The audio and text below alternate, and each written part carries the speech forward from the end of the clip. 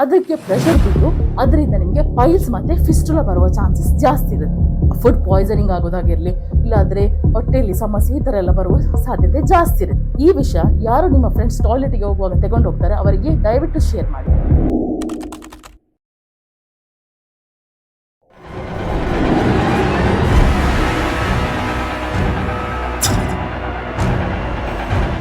ನನ್ನ ಪ್ರೀತಿ ಎಲ್ಲಾ ವೀಕ್ಷಕರಿಗೂ ನಮಸ್ಕಾರ.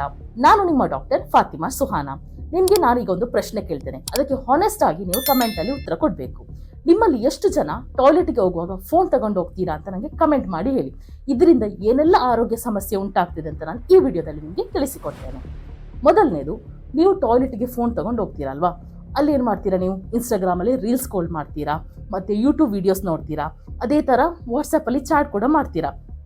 ಈ ಥರ ಆಗುವಾಗ ಏನಾಗ್ತದೆ ಅಂದರೆ, ನಿಮ್ಮ ವಾಶ್ರೂಮ್ಗೆ ಹೋಗಿ ಅಂದರೆ ನಿಮ್ಮ ಟಾಯ್ಲೆಟ್ಗೆ ಹೋಗಿ 5 ನಿಮಿಷದಲ್ಲಿ ಆಗುವ ಕೆಲಸಕ್ಕೆ 15ರಿಂದ 20 ನಿಮಿಷ ತೆಗಿತದೆ.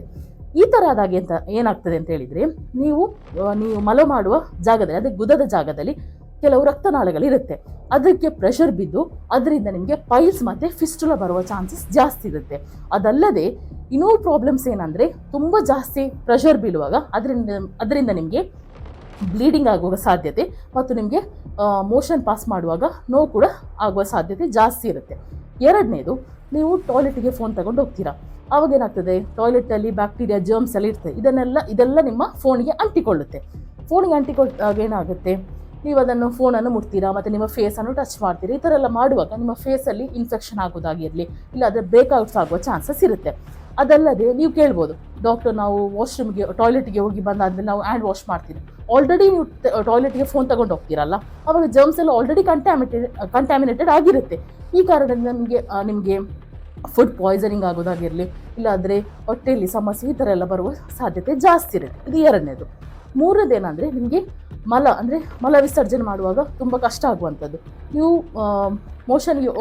ಮೋಷನ್ ಮಾಡುವಾಗ ಏನಾಗ್ತದೆ, ನಿಮ್ಮ ಬಾಡಿಗೆ ಸಿಗ್ನಲ್ ಅಂದರೆ ಅದಕ್ಕೆ ಕನ್ಫ್ಯೂಸ್ ಆಗ್ತದೆ.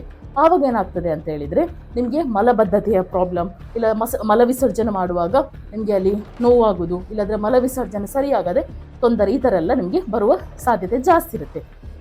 ನೆಕ್ಸ್ಟ್ ಏನಾಗ್ತದೆ ಅಂತ ಹೇಳಿದರೆ, ನೀವು ಮಲ ವಿಸರ್ಜನೆ ಮಾಡುವಾಗ ನಿಮ್ಮ ಕೆಳಯ ಭಾಗಕ್ಕೆ ರಕ್ತ ಸಂಚಾರ ಸರಿಯಾಗದೆ ಅಲ್ಲಿ ನಿಮಗೆ ಮತ್ತೆ ವೆರಿಕೋಸ್ ವೇನ್, ಈ ಥರ ಎಲ್ಲ ಸಮಸ್ಯೆ ಬರುವ ಚಾನ್ಸಸ್ ಜಾಸ್ತಿ ಇರುತ್ತೆ. ಸೊ ಅದಕ್ಕಾಗಿ ನೀವು ನೆಕ್ಸ್ಟ್ ಟಾಯ್ಲೆಟ್ಗೆ ಫೋನ್ ತಗೊಂಡು ಹೋಗುವಾಗ ತುಂಬ ಯೋಚನೆ ಮಾಡಬೇಕು, ನೀವು ತಗೊಂಡು ಹೋದರೆ ಏನೆಲ್ಲ ಪ್ರಾಬ್ಲಮ್ಸ್ ಆಗುತ್ತೆ ಅಂತ. ಈಗ ನಿಮಗೆ ಮೋಷನ್ ಮಾತು ಕರೆಕ್ಟ್ ಹೋಗಿಲ್ಲ ಅಂದರೆ ನೀವು ಆದಷ್ಟು ನೀರು ಕುಡಿಬೇಕಾಗತ್ತೆ. ಮತ್ತು ನೆಕ್ಸ್ಟ್ ಟೈಮ್ ಹೋಗುವಾಗ ನೀವು ಆದಷ್ಟು ಟಾಯ್ಲೆಟನ್ನು ತುಂಬ ಕಡಿಮೆ ಟೈಮಲ್ಲಿ ಯೂಸ್ ಮಾಡಬೇಕಾಗತ್ತೆ, ಒಂದು ಹಾರ್ಡ್ಲಿ 3 to 5 ಮಿನಿಟ್ಸ್ ಒಳಗಡೆ. ಮತ್ತು ಇನ್ನೊಂದು ಏನಾಗ್ತದೆ ಅಂತ ಹೇಳಿದರೆ, ಮೋಷನ್ ಸರಿ ಹೋಗೋದಿದ್ರೆ ಹೈ ಫೈಬರ್ ಫುಡ್ ತಿನ್ನಬೇಕು, ಜಾಸ್ತಿ ಸೊಪ್ಪು, ತರಕಾರಿಗಳು, ಇದನ್ನೆಲ್ಲ ಜಾಸ್ತಿ ನಿಮ್ಮ ಡಯಟಲ್ಲಿ ಇನ್ಕ್ಲೂಡ್ ಮಾಡಬೇಕು. ಮತ್ತು ನೀರು ತುಂಬ ಜಾಸ್ತಿ ಕುಡಿಬೇಕು. ಮತ್ತು ನೆಕ್ಸ್ಟ್ ಎಕ್ಸಸೈಸ್, ಇವೆಲ್ಲವೂ ನೀವು ಸ್ಟಡಿ ಮಾಡಿದರೆ ನೀವು ಮೋಷನ್ ಕೂಡ ಸರಿಯಾಗಿ ಹೋಗುತ್ತೆ. ಮತ್ತು ನೆಕ್ಸ್ಟ್ ಟೈಮ್ ನೀವು ಫೋನ್ ತೆಗೆದುಕೊಂಡು ಹೋಗುವವರಾದರೆ ಇದನ್ನು ನೆನಪಿಟ್ಕೊಳ್ಳಿ, ಆಯಿತಾ. ಈ ವಿಷಯ ಯಾರು ನಿಮ್ಮ ಫ್ರೆಂಡ್ಸ್ ಟಾಯ್ಲೆಟ್ಗೆ ಹೋಗುವಾಗ ತಗೊಂಡು ಹೋಗ್ತಾರೆ ಅವರಿಗೆ ದಯವಿಟ್ಟು ಶೇರ್ ಮಾಡಿ. ಇಂಥ ಹೆಚ್ಚಿನ ಆರೋಗ್ಯ ಟಿಪ್ಸ್ಗಾಗಿ ನನ್ನ ಚಾನಲ್ ಸಬ್ಸ್ಕ್ರೈಬ್ ಮಾಡಿ. ಧನ್ಯವಾದ.